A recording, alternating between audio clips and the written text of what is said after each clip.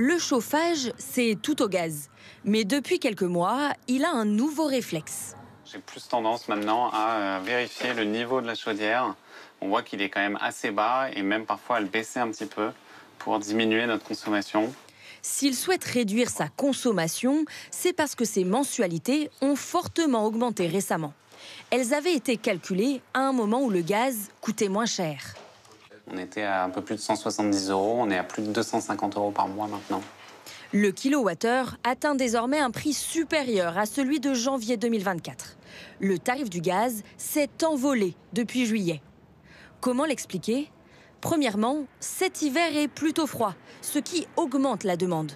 Dans le même temps, les stocks de gaz sont moins élevés que l'année dernière. Et puis, il y a une raison géopolitique à cela. Le gaz par gazoduc russe qui arrivait via l'Ukraine, les approvisionnements se sont arrêtés le 1er janvier 2025 et donc nous avons perdu 15 milliards de mètres cubes, ce qui est à peu près 5% de la consommation de gaz de l'Union européenne. Alors, que faire ?